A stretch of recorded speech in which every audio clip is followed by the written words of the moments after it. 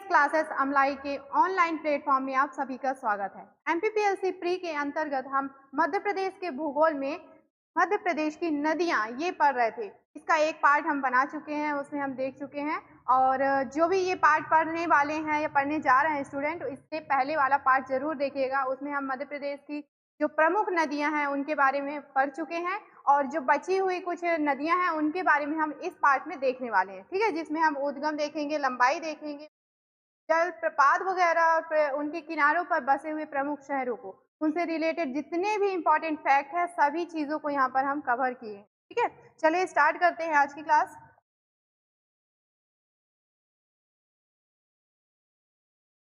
चलिए, बेतवा नदी तक हमने देख लिया है, इसके आगे से हम देखते हैं।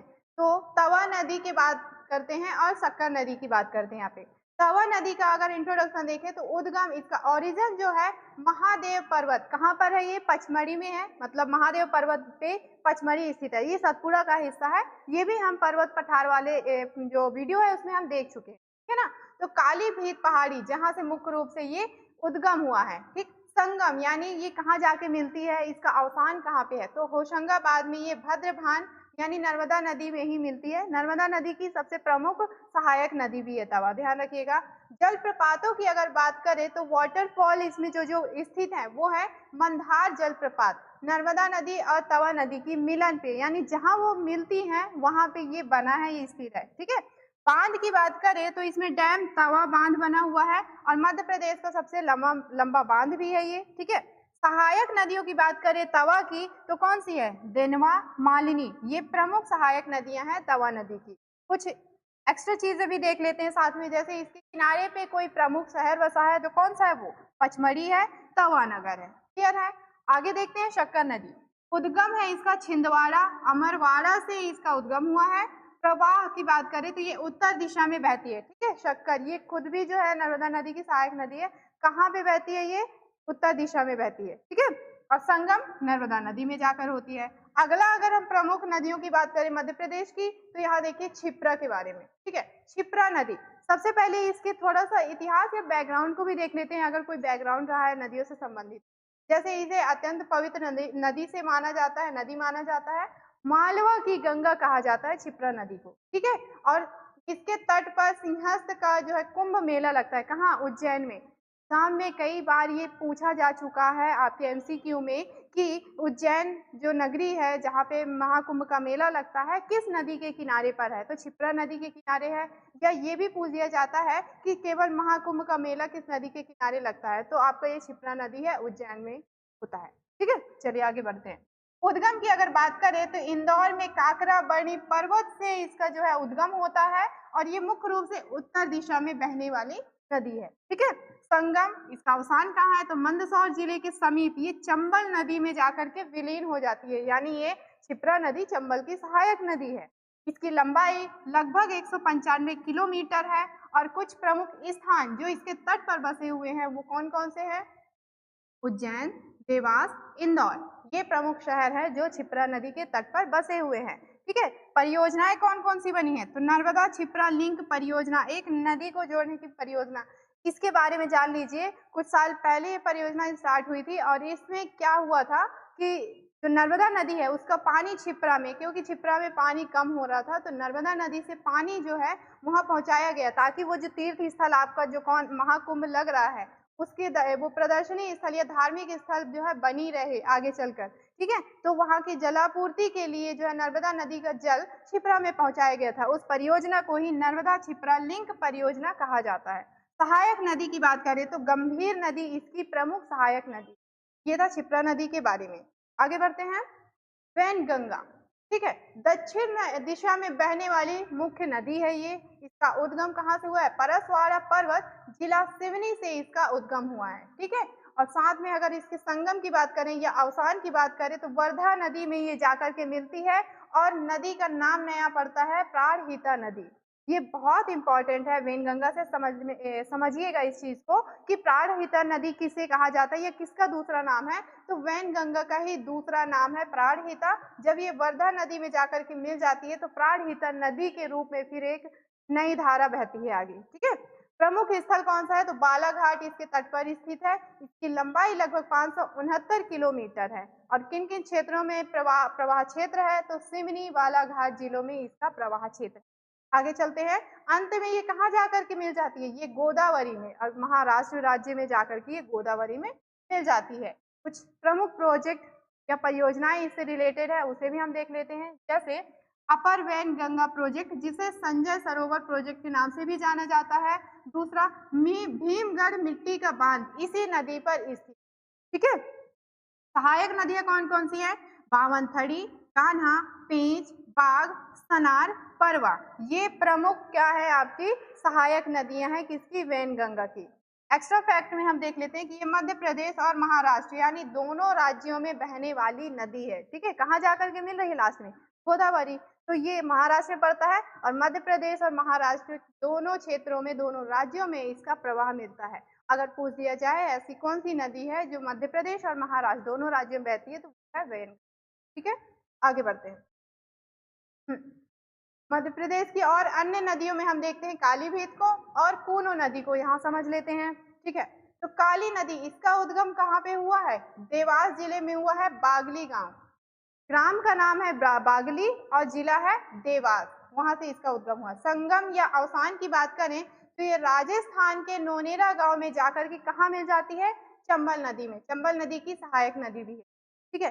लंबाई की बात करें तो इसकी लंबाई लगभग 150 किलोमीटर है। और प्रमुख स्थान इस क्षेत्र में या इस नदी के तट पर बसे प्रमुख शहर हैं बागली, देवास, सोनकच्छ एरिया, ठीक है। आगे बढ़ते हैं कूनो नदी के बारे में। कूनो नदी का उद्गम होता है कहाँ? शिवपुरी से, ठीक है, शिवपुरी के पठार से। और चंबल नदी में जाकर के मिल जाती है, उसका अवसान होता है वहां पे।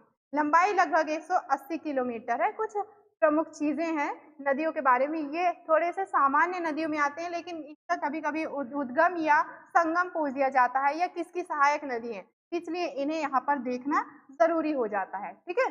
आगे बढ़ते हैं। मध्य प्रदेश की अन्य नदियों में माही नदी की बात करें तो उत्पत्ति इसकी कहाँ है? धार से, सरदारपुर, सरदारपुर से हुआ है। भिंडा ग्राम का नाम है, ठीक है। भिंडा ग्राम धार जिले में पड़ता है, सरदारपुर से, ठीक है।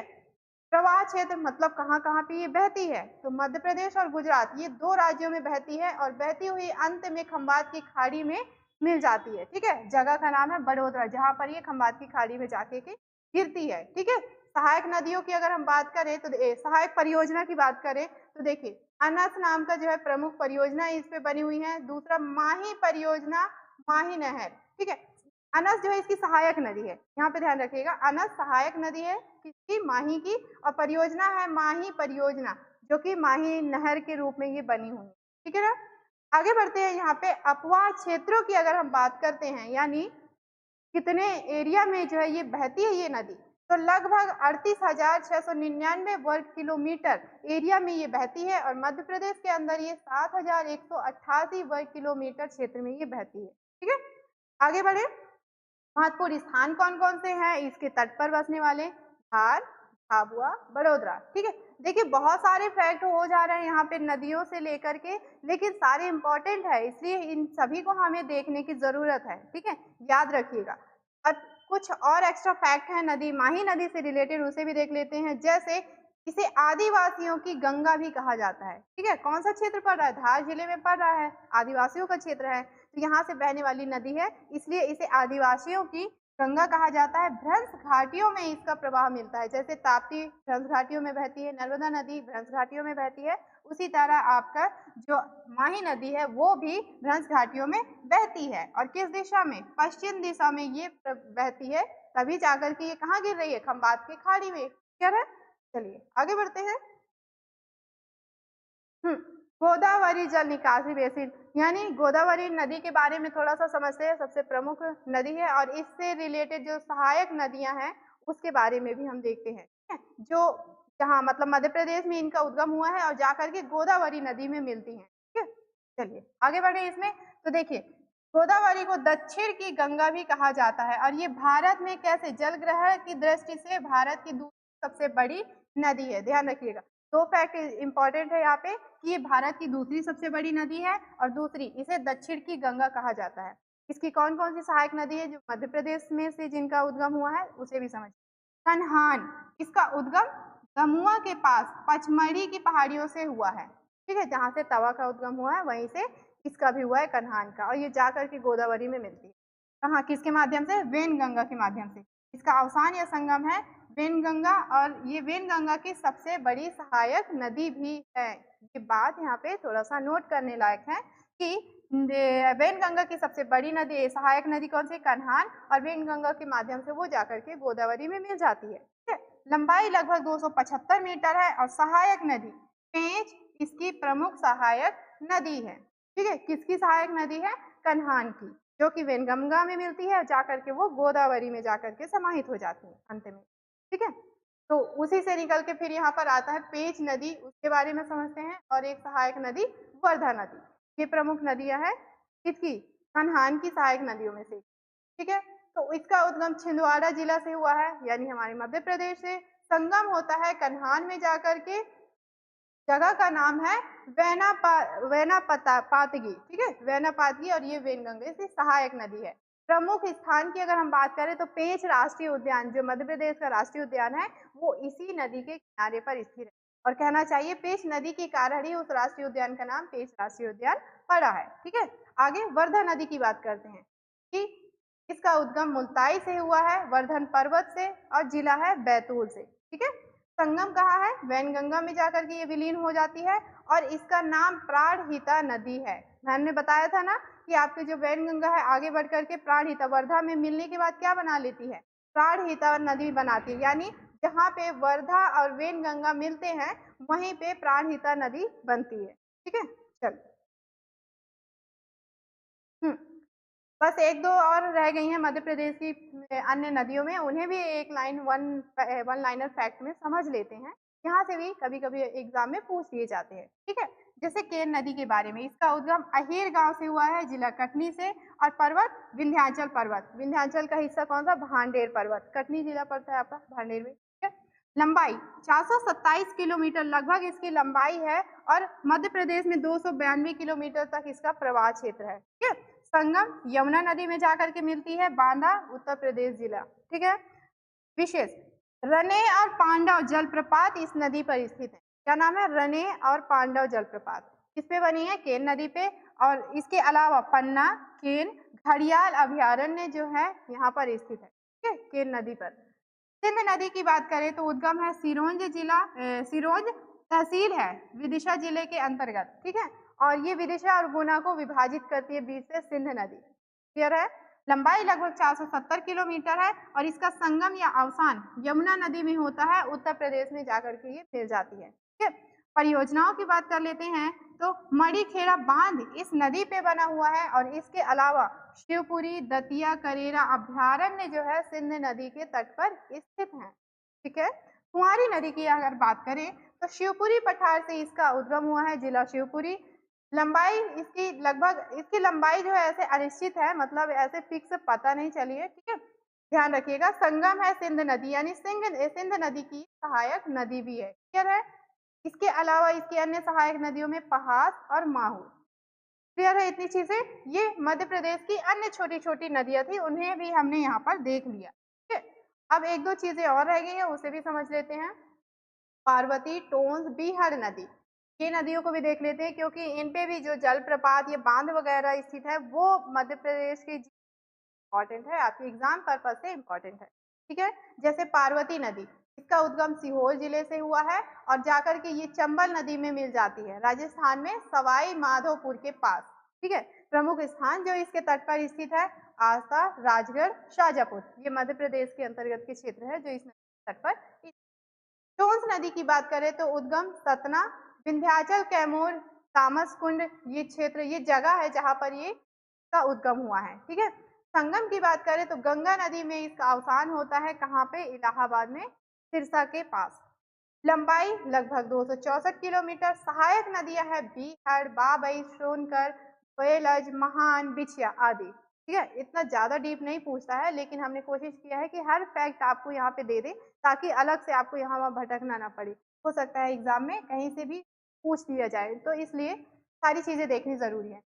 महत्वपूर्ण स्थान कौन-कौन से हैं इस नदी के किनारे पर स्थित? तो सतना, रीवा, झरना पूर्वा, ये झरना पूर्वा एक झरना है, ठीक है? पूर्वा नाम से, जो टोंस नदी पर बनी हुई है, ठीक है? बीहड़ नदी की बात करते हैं, ये थोड़ा इम्पोर्टेंट है क्योंकि इसमें जो जलप्रपात बने हुए हैं, वो एग्ज़ाम में कई बार पूछे जाते हैं। बीहड़ नदी इससे रिलेटेड जो चीज़ है वो है केवटी जलप्रपात, बहुटी जलप्रपात, चचाई जलप्रपात। ये मध्य प्रदेश का सबसे बड़ा जलप्रपात भी है। इसी बीहड़ नदी पे बनी है, चंबल की सहायक नदी है, ये ध्यान रखिएगा। 130 मीटर लंबा, यानी इतना बड़ा ये जो जलप्रपात है, ये मध्य प्रदेश के सबसे बड़े जलप्रपातों में से एक है, ठीक है? अब हमने जो नदियाँ थी जितनी मध्य प्रदेश की, वो सारी चीज़ें देख ली हैं यहाँ पे। कुछ यहाँ पे एक्स्ट्रा चीज़ें हैं, ये वन लाइनर आपको यहाँ पे ओवरऑल आपको बता रहे हैं यहाँ पे कि क्या-क्या चीज़ें हमने देख ली हैं। तो जैसे जलप्रपातों की बात कर लेते हैं, तो बीहड़ नदी पे बनने वाली जलप्रपात देखिए, सिंचाई जलप्रपात, केवटी, बहुरी, भालकुल, ये सब पढ़ चुके हैं। अगर कोई चीज़ छूट गया है तो आपका इसमें हम कवर करा रहे हैं, ठीक है ना? तो ये किन पर बनी हुई है? बीहड़ नदी पे ये बनी है ये दोनों, और ये जो है चंबल की सहायक नदी। वहीं भालकुंड जलप्रपात की अगर हम बात करें, तो वो बीना नदी पर बनी है, ठीक है? सागर में पड़ेगा ये, 38 मीटर इसकी ऊँचाई है, ठीक?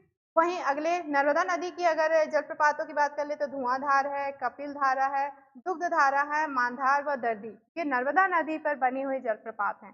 चंबल नदी पे बना हुआ जलप्रपात प्रमुख चूलिया जलप्रपात है और 16 मीटर इसकी ऊँचाई है और इनकी सभी की यहाँ पे हाइट भी दी हुई है। आप इसका स्क्रीनशॉट भी रख सकते हैं, आराम से आप नोट बना करके इसे पढ़ सकते हैं। ठीक है, जलप्रपात के बाद यहाँ पर कुछ जल परियोजनाएँ हैं, जिन्हें हम एक साथ देख लेते हैं यहाँ पे। जैसे सम्राट अशोक सागर, हलाली नाम से भी ये जाना जाता है। हलाली नदी पे बना है, जो कि बेतवा की एक सहायक नदी है। कहाँ पड़ता है?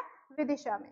राजघाट परियोजना, ये बेतवा नदी पे बनी है, चंदेरी के पास है और इसका एक और नाम भी आपको मिल जाएगा, रानी लक्ष्मीबाई परियोजना।